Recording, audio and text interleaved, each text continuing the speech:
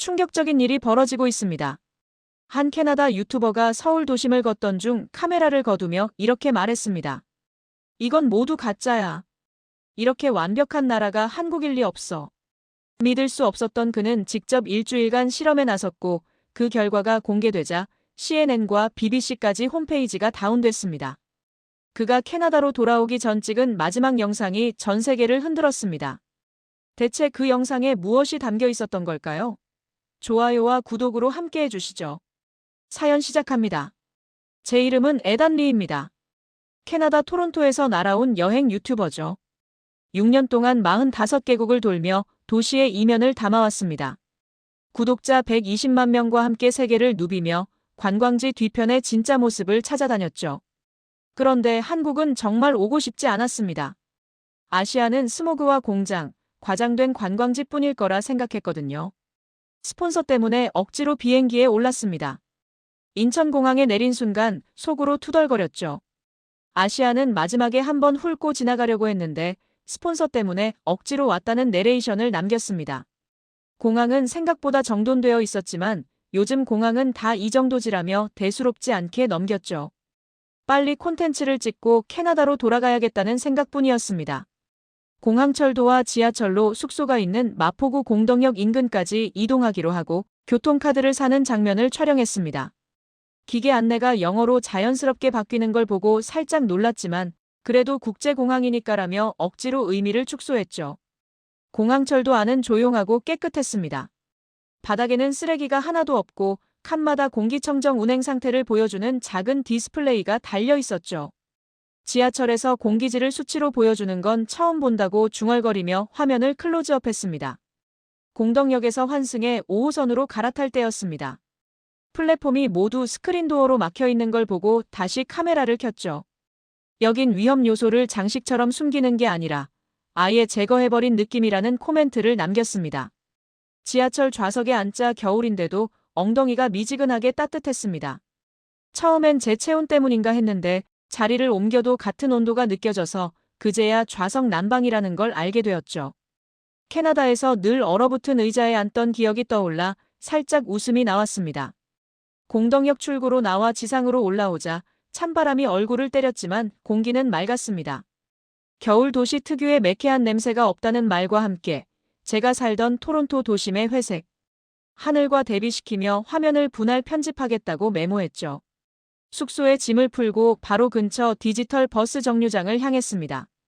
유리로 둘러싸인 정류장 내부에 들어서자 갑자기 차가운 공기가 사라지고 바닥에서 따뜻한 공기가 올라오는 걸 느꼈죠. 의자 옆에는 무선 충전 패드와 USB 포트가 나란히 달려 있었습니다. 장난삼아 제 휴대폰을 올려두고 촬영했죠. 화면에 충전 중 아이콘이 뜨자 카메라를 바라보며 말했습니다. 이건 관광객 쇼케이스가 아니라 그냥 동네 버스 정류장이래요. 진짜라고요? 주변 한국인들은 전혀 신기해하지 않고 코트를 벗어 의자에 내려놓거나 휴대폰을 충전하며 조용히 버스를 기다렸습니다. 그 자연스러운 태도를 보며 속으로 처음 작은 불편함을 느꼈죠. 내가 선진국에 산다고 늘 자랑했는데 우리가 놓친 게 있는 건 아닐까? 그 생각이 머릿속을 떠나지 않았습니다. 사람 없이도 돌아가는 거리라니. 둘째 날 저녁 젊은 사람들이 많은 동네라는 말을 듣고 연남동 경의선 숲길 주변으로 촬영을 나갔습니다.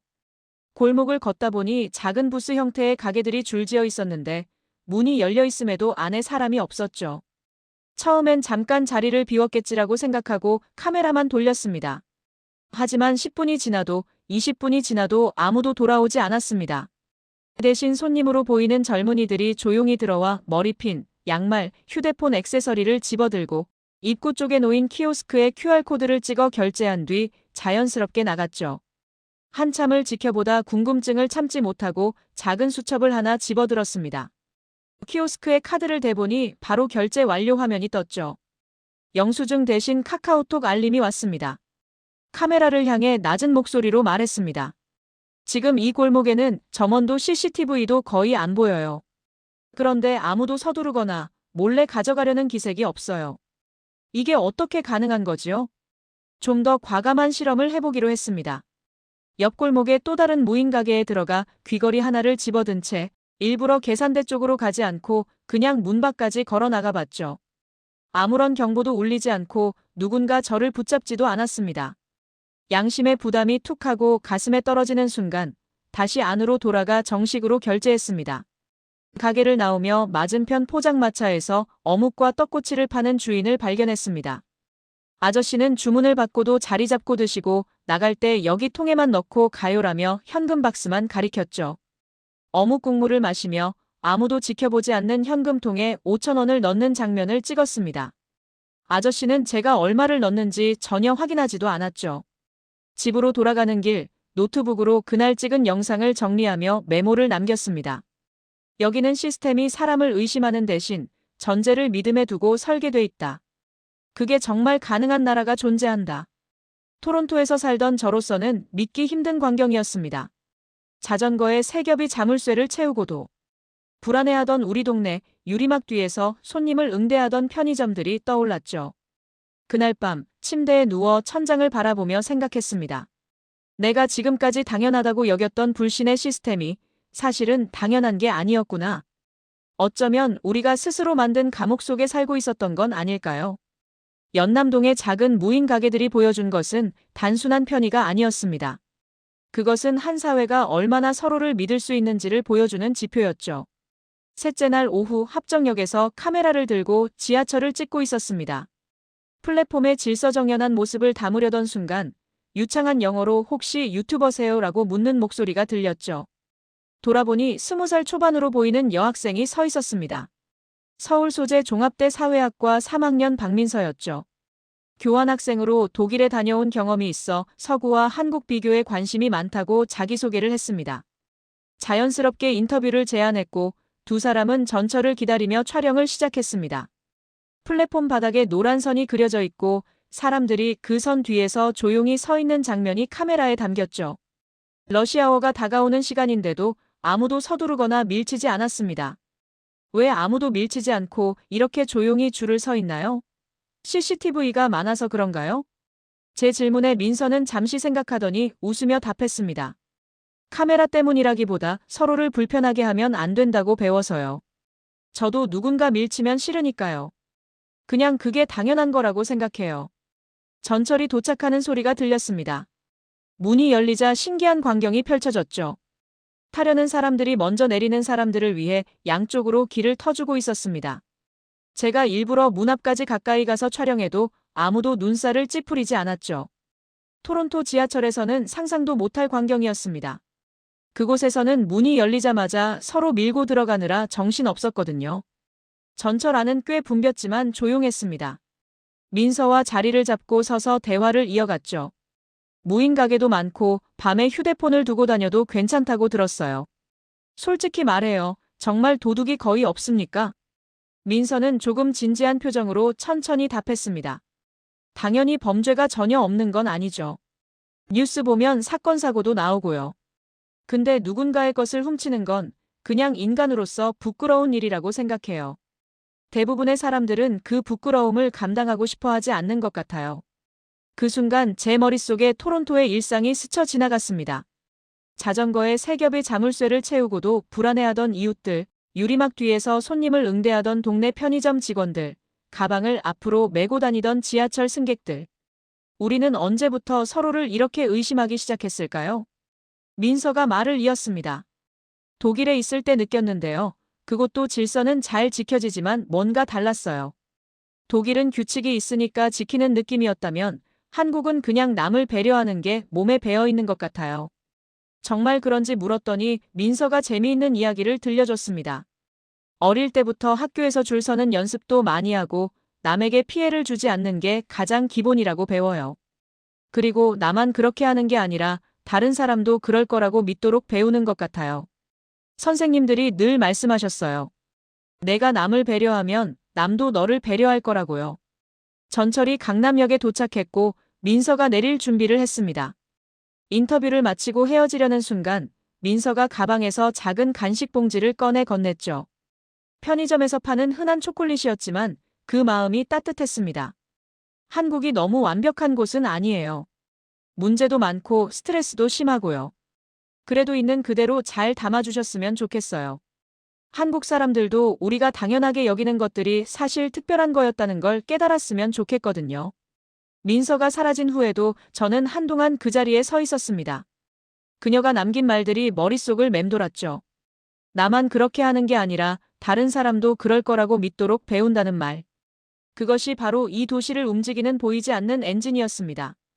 그날 밤 숙소로 돌아와 민서가 준 초콜릿을 먹으며 생각에 잠겼습니다. 규칙과 처벌이 아닌 서로에 대한 믿음이 사회를 유지하는 힘이 될 수 있다는 것을 처음으로 깨달았죠. 완벽한 곳은 없다. 하지만 적어도 이곳 사람들은 서로를 믿으려 노력하고 있었습니다. 노트북을 펼쳐 그날의 영상을 확인하며 메모를 남겼습니다. 이 도시의 질서는 감시 카메라가 아니라 서로의 시선이 만든다. 그 시선은 감시가 아닌 배려의 시선이다. 창밖으로 서울의 야경이 반짝였습니다. 처음 도착했을 때와 달리 이제는 그 불빛 하나하나가 서로를 믿는 사람들의 온기처럼 느껴졌죠. 넷째 날 저녁 한강 야경을 찍기 위해 반포대교 근처를 찾았습니다. 처음엔 다리 밑은 최대한 피해가려 했죠. 토론토나 런던에서 다리 밑은 늘 위험구역이었거든요. 노숙자들의 텐트, 깨진 술병, 그래피티로 뒤덮인 음침한 공간. 그게 제가 아는 다리 밑의 모습이었습니다. 하지만 계단을 내려가자 전혀 예상하지 못한 풍경이 펼쳐졌습니다. 콘크리트 기둥 사이사이에 작은 카페와 책방, 독립 레코드숍이 자리 잡고 있었죠. 따뜻한 색온도의 조명이 공간 전체를 부드럽게 감싸고 있었습니다. 사람들은 커피를 마시며 책을 읽고 있었고 어떤 부스에서는 수공예 작가가 직접 만든 액세서리를 판매하고 있었죠. 벽면 곳곳에는 사진전과 그래피티 아트가 조화롭게 전시되어 있었습니다. 카메라를 들고 천천히 걸으며 내가 알던 다리 밑과 지금 눈앞의 다리 밑을 오버랩해서 촬영할 계획을 세웠습니다. 너무나 대조적인 두 공간을 어떻게 보여줄지 고민하며 카페로 들어갔죠. 카페는 아담했지만 세련됐습니다. 콘크리트 벽을 그대로 살린 인테리어가 오히려 독특한 분위기를 만들고 있었죠. 사장님께 말을 걸었더니 흔쾌히 인터뷰에 응해주셨습니다. 처음 이 자리를 제안받았을 때 저도 의심했어요. 다리 밑에 카페라니요. 그런데 구청에서 시민들이 편하게 쉬는 공간으로 만들겠다고 하더라고요. 반신반의하며 시작했는데 이제는 단골 손님들이 많아졌어요. 창가 자리에 앉아 사람들을 관찰했습니다. 어린아이와 함께 온 가족이 웃으며 대화를 나누고 있었고 강아지를 데리고 산책 나온 커플이 따뜻한 차를 마시고 있었죠. 혼자 노트북을 펼치고 작업하는 프리랜서도 보였습니다. 누구 하나 이 공간을 무서워하는 기색이 없었죠. 오히려 동네 사랑방 같은 편안함이 느껴졌습니다. 조금 안쪽으로 들어가니 작은 공연장이 있었습니다. 마침 인디밴드가 라이브 공연을 하고 있었죠. 콘크리트 천장에 울리는 기타 소리와 사람들의 박수가 독특한 울림을 만들어냈습니다. 50여 명의 관객이 바닥에 앉아 음악에 빠져 있었죠. 런던의 템스강 다리 밑에서는 상상도 못할 광경이었습니다. 공연이 끝나고 카메라를 끄고 잠시 아무 말도 하지 못한 채 강 쪽 난간에 기대 서 있었습니다. 어둡고 숨기고 싶은 공간을 어떻게 이렇게 자연스럽게 시민에게 돌려줄 수 있을까? 그 질문이 머릿속에서 떠나지 않았죠. 관리사무소를 찾아가 인터뷰를 요청했습니다. 젊은 직원이 친절하게 설명해줬죠. 특별한 건 없어요. 그냥 이 공간도 우리 동네라고 생각하고 꾸준히 관리하는 것뿐이죠. 청소도 자주 하고 조명도 밝게 유지하고요. 처음엔 걱정도 했는데 시민들이 알아서 지켜주세요. 쓰레기 버리는 사람도 거의 없고 오히려 자기 쓰레기는 꼭 가져가시더라고요. 그 말을 들으며 깨달았습니다. 이곳 사람들에게 공공장소는 남의 공간이 아니라 우리의 공간이었던 거죠. 그래서 아끼고 보호하고 즐길 수 있었던 겁니다. 밤 9시가 넘었는데도 가족 단위 방문객들이 계속 들어왔습니다. 아이들은 안전하게 뛰어놀고 어른들은 편안하게 대화를 나눴죠. 한 할머니는 손자와 함께 와서 아이스크림을 사주고 있었습니다. 그 평화로운 광경을 보며 생각했습니다. 도시의 품격은 가장 어두운 곳을 어떻게 다루는지에서 나타난다고요. 그날 밤 숙소로 돌아와 메모장에 이렇게 적었습니다. 여긴 버려진 공간이 아니라 사람을 위한 보너스 공간이다. 도시 설계에 여유라는 단어가 들어간다면 이런 모습일까? 서울은 숨기려 하지 않았다. 오히려 가장 음침할 수 있는 곳을 가장 따뜻한 곳으로 바꿔놓았다. 창밖으로 반포대교의 무지개 분수가 보였습니다. 화려한 조명 아래 다리 밑 공간에서 올라오는 은은한 불빛이 더 아름답게 느껴졌죠. 토론토로 돌아가면 우리 시장에게 이 영상을 꼭 보여줘야겠다고 생각했습니다. 도시는 충분히 달라질 수 있다는 증거로 말이죠. 다음 날 일부러 밤 12시가 훌쩍 지난 시간에 여의도 한강공원을 찾았습니다. 어느 도시든 진짜 얼굴은 자정 이후에 나온다는 게 제 원칙이었죠. 낮에는 번듯해 보이던 곳도 밤이 되면 본색을 드러내거든요. 토론토의 공원들도 밤 10시만 넘으면 완전히 다른 공간이 되곤 했습니다. 택시에서 내려 공원 입구로 들어서는 순간 예상과는 전혀 다른 풍경이 펼쳐졌습니다. 자정의 공원은 한산했지만 위험해 보이지 않았죠. 조명은 하얗게 밝은 대신 눈이 편안한 정도의 따뜻한 빛으로 구간마다 고르게 켜져 있었습니다. 어둠 속에 숨은 구석이 없었죠. 강변 산책로에는 여전히 사람들이 있었습니다. 조용히 걷는 중년 부부, 벤치에 앉아 낮은 목소리로 대화를 나누는 커플들, 이어폰을 끼고 야간 러닝을 하는 젊은이들. 술에 취해 비틀거리는 사람이나 소리를 지르는 무리는 보이지 않았죠. 새벽 공기는 차가웠지만 깨끗했고 강물 소리만 잔잔히 들렸습니다. 이때 한 가지 실험을 해보기로 했습니다.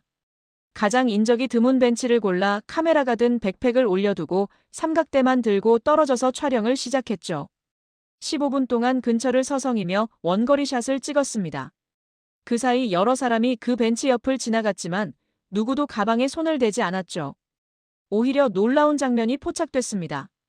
조깅을 하던 중년 남성이 지나가다 제 가방이 벤치 끝에 걸쳐 있는 걸 보고는 잠시 멈춰서 가방을 안쪽으로 밀어 올려놓고 갔죠. 떨어질까봐 걱정한 겁니다. 전혀 모르는 사람의 물건인데도 말이죠. 조금 뒤 강변을 달리던 또 다른 조깅족이 작은 지갑을 발견하는 장면도 카메라에 담겼습니다. 그는 즉시 속도를 늦추고 주변을 둘러보기 시작했죠. 여기 떨어져 있던데요. 하고 큰 소리로 외치며 주인을 찾으려 했습니다.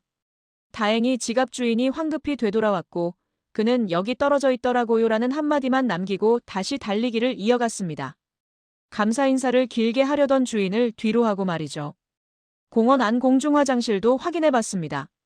밤인데도 바닥은 비교적 깨끗했고 휴지도 충분했죠. 벽에는 청소 시간표가 붙어 있었고 이 시간 전에 마지막으로 청소했다는 체크 표시가 있었습니다. 새벽인데도 관리가 되고 있다는 증거였죠.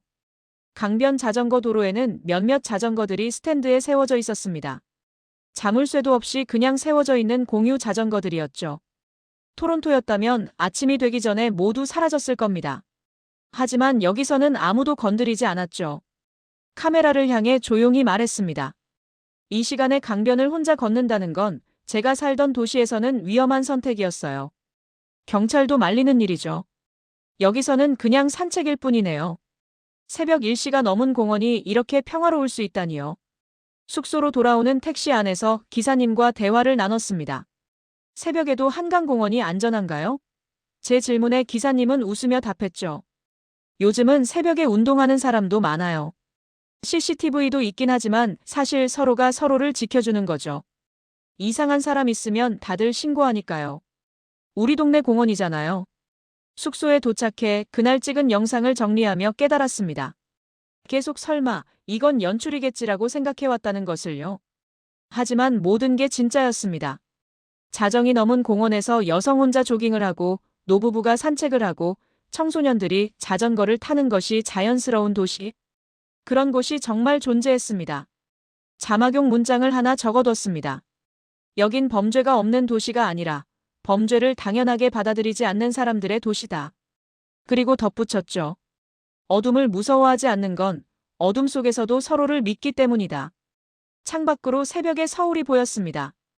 여전히 곳곳에 불빛이 켜져 있었지만 이제는 그것이 불안이 아닌 안심의 신호처럼 느껴졌죠. 내일은 이 도시를 떠나야 한다는 사실이 아쉬워지기 시작했습니다. 그동안 찍은 영상들을 짧은 브이로그 2편으로 편집해 올렸습니다. 첫 번째 제목은 사람이 없는 가게가 망하지 않는 도시, 두 번째는 자정에 강을 걸어도 무섭지 않은 곳이었죠. 평소처럼 특별한 기대 없이 업로드했는데 생각보다 빠르게 조회수가 올라가기 시작했습니다. 처음 몇 시간은 예상대로였습니다. 서구권 시청자들의 냉소적인 댓글이 쏟아졌죠. 저거 광고다. 한국 정부에서 돈 받았냐는 댓글이 제일 많았습니다. 캐나다 시청자는 아시아는 다 똑같을 텐데 과장이 심하다고 썼고, 영국 시청자는 감시 카메라로 감시해서 그런 거 아니냐며 비아냥거렸죠. 프랑스에서는 어차피 관광객 보여주기용 구역만 찍은 거라는 댓글도 달렸습니다. 평소 같으면 일일이 답글을 달았을 겁니다.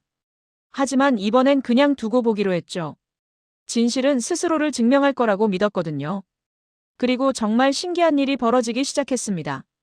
며칠 뒤 같은 계정들이 이전 댓글을 삭제하고 새 댓글을 남기기 시작한 거죠. 처음엔 한두 개였는데 점점 늘어났습니다. 캐나다 계정이 다시 댓글을 달았습니다. 미안하다. 방금 한국에 교환학생으로 다녀온 조카에게 물어봤는데 진짜라고 한다. 오히려 내가 찍은 것보다 더하다고 하더라. 내가 편견에 갇혀 있었다. 조카가 한국에서 찍은 사진을 보여줬는데 새벽 2시에 편의점 밖에 가방을 두고 들어갔다 나와도 그대로 있었다고 한다. 믿기 힘들지만 사실인 것 같다. 영국 시청자도 수정 댓글을 남겼죠. 서울에 사는 친구에게 확인했더니 오히려 더 과장 없이 담았다고 해서 충격받았다. 친구가 보내준 동네 사진 보니 정말 무인 가게가 즐비하더라. 심지어 무인 꽃집도 있다고 한다. 내가 무식했다. 런던이 선진도시라고 자부했는데 우리가 놓치고 있는 게 많은 것 같다. 가장 인상적인 댓글은 독일에 사는 한 사회정책 연구자가 남긴 것이었습니다. 10년 동안 한국을 자료와 통계로만 연구해 왔는데 영상으로 보니 내가 놓친 게 너무 많았다는 걸 깨달았다. 숫자로는 담을 수 없는 신뢰의 문화가 있더라. 범죄율이 낮은 건 알았지만 그것이 일상에서 어떻게 나타나는지는 몰랐다.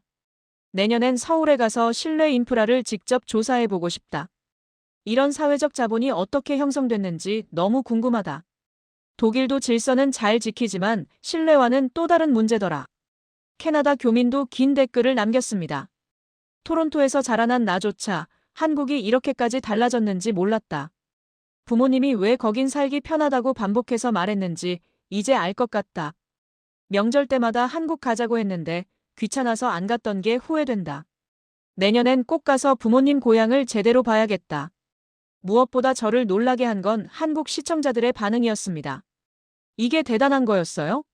그냥 당연한 줄 알았는데 라는 댓글이 수백 개씩 달렸죠. 우리 동네에도 무인 가게 엄청 많은데 외국에는 이런 게 없나요? 라며 진심으로 궁금해하는 사람들도 많았습니다. 한 한국인은 이렇게 썼습니다. 이 영상을 보고 나니 출근길에 그냥 지나치던 동네 버스 정류장이 새삼 고맙게 느껴진다. 우리가 당연하게 여기던 게 사실은 특별한 거였구나. 오늘 아침에 버스를 기다리면서 정류장을 다시 봤다. 따뜻하고 깨끗하고 충전도 되고. 이게 당연한 게 아니었구나. 또 다른 한국인 댓글도 인상적이었죠. 매일 불평만 하고 살았는데 외국인 눈에 비친 우리나라를 보니 부끄럽기도 하고 자랑스럽기도 하다. 헬조선이라고 자조하기만 했는데 우리가 가진 것의 가치를 몰랐던 것 같다. 오늘부터라도 내가 사는 동네를 더 아껴야겠다. 누군가는 이런 댓글도 남겼습니다. 외국인이 놀라는 걸 보니 우리가 만든 이 신뢰 문화를 더 잘 지켜야겠다는 생각이 든다. 다음 세대에도 이런 사회를 물려주고 싶다. 댓글들을 읽으며 처음으로 깨달았습니다. 제가 찾으려고 했던 건 멋진 풍경이 아니라 사회의 기본값이었다는 것을요. 한국인들에게는 너무나 당연해서 특별함을 모르는 것들이 사실은 전 세계 대부분의 도시가 잃어버린 보물이었던 겁니다. 동시에 묘한 죄책감도 느꼈습니다. 저 역시 이곳에 오기 전까지 한국을 단순히 빠른 인터넷과 아이돌이 많은 나라 정도로만 생각했었거든요. K-팝과 드라마 말고는 아무것도 몰랐죠. 삼성과 현대자동차 정도나 알았을까요? 그런 피상적인 이해가 부끄러워졌습니다. 영상 조회수는 이틀 만에 500만을 넘었고 30개국 언어로 자막이 달리기 시작했습니다. 각국의 시청자들이 자발적으로 번역을 해준 거죠. 스페인어 자막을 단 멕시코 시청자는 이렇게 썼습니다. 우리도 이런 사회를 만들 수 있을까? 적어도 꿈은 꿀 수 있게 해줘서 고맙다. 그래서 결심했습니다. 다음 영상은 여행 브이로그가 아니라 이 도시가 어떻게 사람을 믿도록 설계됐는지에 대한 분석 영상으로 만들어야겠다고요. 단순한 감상이 아닌 다른 도시들이 배울 수 있는 구체적인 통찰을 담아야겠다고 생각했습니다. 제목은 서울의 인간 운영체제로 정했죠. 이번엔 제대로 된 다큐멘터리를 만들어보자. 그 결심과 함께 밤은 깊어갔습니다. 일주일째 되는 밤, 한강이 내려다 보이는 숙소 책상에 노트북과 메모장을 펼쳐놓았습니다. 그리고 파일 이름을 서울인간 운영체제 최종본이라고 저장했죠. 이제 단순한 여행 영상이 아닌 진짜 분석 영상을 만들 차례였습니다. 그동안 찍은 장면들을 다시 훑어봤습니다. 난방되는 버스 정류장, 직원 없는 골목가게, 전철에서 자연스럽게 줄을 서는 사람들, 다리 밑 카페와 공연장, 자정의 한강공원에서 가방을 만지지 않던 시민들. 각각의 장면은 퍼즐 조각처럼 하나의 큰 그림을 만들고 있었죠. 영상의 구조를 시설에서 사람으로, 그리고 철학으로 이어지도록 잡았습니다. 눈에 보이는 인프라를 먼저 보여준 뒤, 그걸 유지하는 시민들의 행동을 담고 마지막으로 그 뒤에 깔린 가치관에 대해 이야기하는 방식이었죠. 내레이션 녹음을 시작했습니다. 많은 도시가 최첨단 기술과 화려한 빌딩을 자랑하지만 서울에서 제가 본 건 다른 종류의 기술이었습니다. 사람을 믿는 방식을 코어 시스템으로 넣은 도시 운영체제였죠. 이 운영체제의 가장 큰 특징은 감시와 처벌이 아닌 신뢰와 배려를 기본값으로 설정했다는 겁니다. 첫 번째 챕터는 물리적 인프라로 잡았습니다. 버스 정류장의 난방시설부터 시작해서 지하철의 스크린도어, 공중화장실의 청결 상태, 무인 가게의 결제 시스템까지. 하지만 강조점은 기술 자체가 아니라 그 기술이 얼마나 사람을 배려하는 방향으로 설계됐는지에 뒀죠. 예를 들어 버스 정류장의 경우 단순히 따뜻한 게 중요한 게 아니었습니다. 그 따뜻함이 모든 시민에게 차별 없이 제공된다는 점, 노숙자라도 추위를 피할 수 있다는 점이 핵심이었죠. 기술이 계층을 가르지 않고 모두를 포용한다는 메시지를 담았습니다. 두 번째 챕터는 시민의 행동이었습니다. 인터뷰했던 민서의 말을 인용했죠.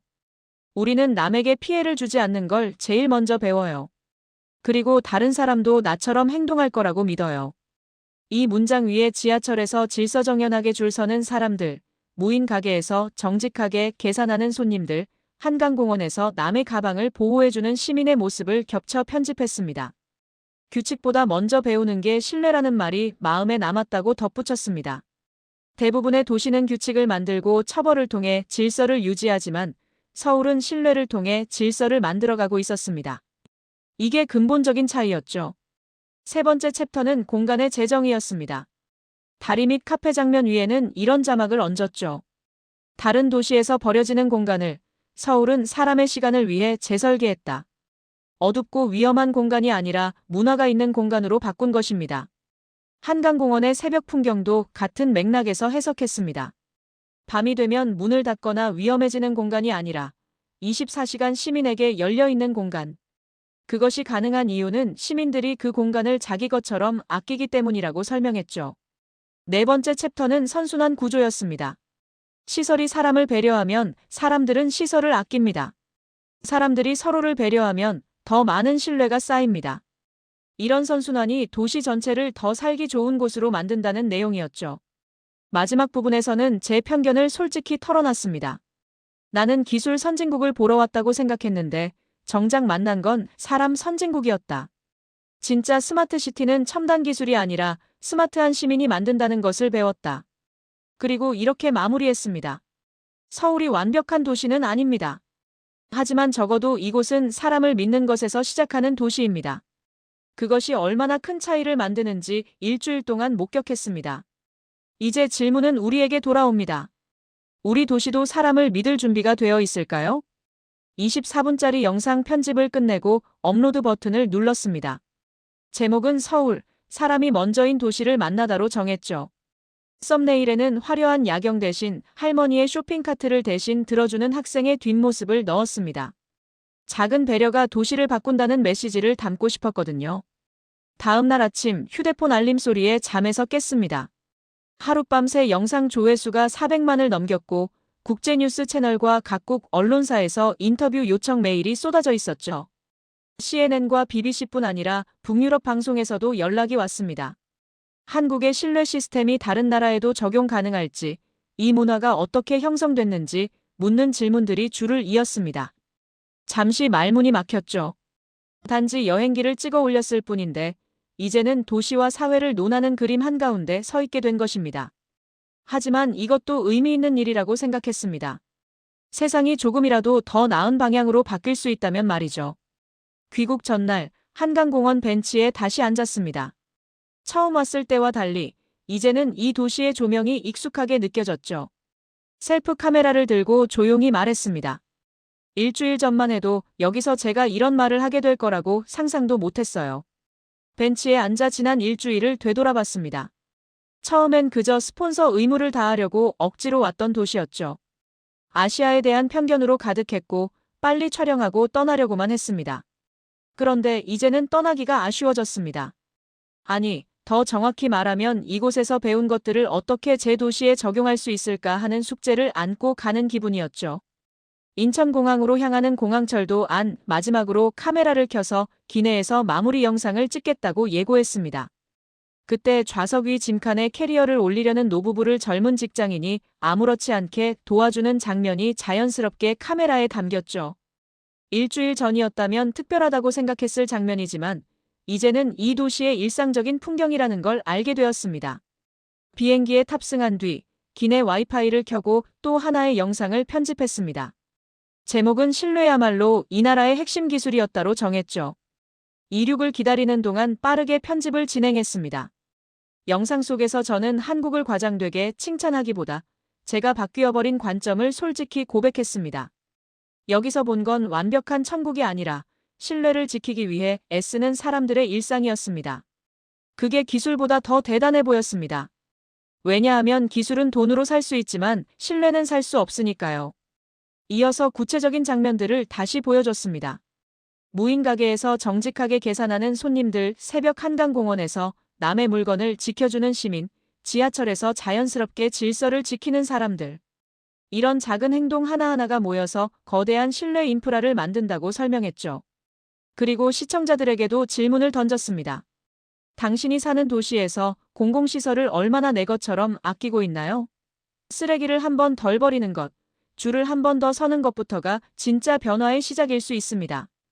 거창한 정책이나 비싼 시설이 아니라 우리 각자의 작은 행동이 도시를 바꿀 수 있다는 걸 서울이 증명하고 있습니다. 비행이 시작되고 얼마 지나지 않아 영상 편집을 마쳤습니다. 와이파이가 끊기기 전에 서둘러 업로드했죠. 그리고 창밖으로 멀어지는 한국 땅을 바라봤습니다. 토론토에 도착해 비행기 문이 열릴 때 휴대폰 알림이 폭주했습니다. 막 업로드한 영상이 몇 시간 만에 200만 조회수를 돌파한 것이었죠. 댓글 상위에는 이런 문장들이 고정돼 있었습니다. 이건 국뽕 영상이 아니라 우리가 잃어버린 기본을 상기시키는 기록이다.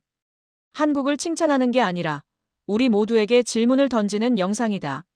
진짜 선진국은 빌딩이 아니라 시민의 태도가 만든다는 걸 처음 느꼈다. 우리 도시도 이렇게 바뀔 수 있을까? 아니, 바꿔야 한다. 한국 시청자들 역시 댓글을 남겼습니다. 늘 불평만 했는데 우리 일상이 누군가에겐 꿈처럼 보인다는 걸 처음 알았다. 이제 더 잘 지켜야겠다는 책임감이 든다. 이 영상 보고 나서 오늘은 일부러 쓰레기 하나 더 주워서 버렸습니다. 작은 실천이지만 뿌듯하네요. 내가 사는 도시를 내가 만든다는 생각으로요. 가장 인상적인 댓글은 한 미국 도시계획 전공 학생이 남긴 것이었습니다. 교수님께 이 영상을 보여드렸더니 다음 수업 주제로 정하셨다. 물리적 인프라만큼 중요한 게 사회적 인프라라는 것. 그리고 그것은 시민의 참여 없이는 불가능하다는 것을 배웠다. 감사하다. 집으로 돌아온 저는 작업실 벽에 붙어있던 세계 지도에서 한국 부분에 작은 스티커를 붙였습니다. 그 위에 볼펜으로 이렇게 적어 넣었죠. 기술보다 사람을 먼저 본 도시. 이후 여러 나라의 여행 유튜버들이 제 영상을 보고 한국행을 준비한다는 소식을 전해왔습니다. 진짜 신뢰 사회가 어떤지 직접 확인해보고 싶다는 이유에서였죠. 어떤 이는 자기 도시의 시장과 함께 가겠다고도 했습니다. 카메라를 켜고 다음 영상을 예고했습니다. 한국에서 배운 건 누군가를 믿을 때 도시가 어떻게 달라질 수 있는지에 대한 한 가지 가능성이었습니다. 이제 질문은 우리 차례죠. 우리 도시도 그렇게 만들 준비가 되어 있는가? 그리고 덧붙였습니다. 다음 달 토론토 시청과 함께 다시 서울을 방문할 예정입니다. 이번엔 단순한 여행이 아닌 배우러 가는 거죠. 어떻게 하면 우리 도시도 사람을 먼저 생각하는 곳이 될 수 있을지 그 답을 찾으러 갑니다. 화면을 끄고 창밖을 바라봤습니다. 토론토의 회색 하늘 아래 익숙한 거리가 펼쳐져 있었죠. 하지만 이제는 다르게 보였습니다. 바꿀 수 있다는 가능성이 보였거든요. 서울이 보여준 것처럼 도시는 충분히 달라질 수 있다는 희망이 생겼습니다. 일주일. 그 짧은 시간이 제 인생을 바꿔놓았습니다. 단순한 여행 유튜버에서 도시와 사회를 고민하는 사람이 되었죠. 그리고 무엇보다 사람을 믿는 것에 힘을 배웠습니다. 그것이 제가 서울에서 얻은 가장 큰 선물이었습니다.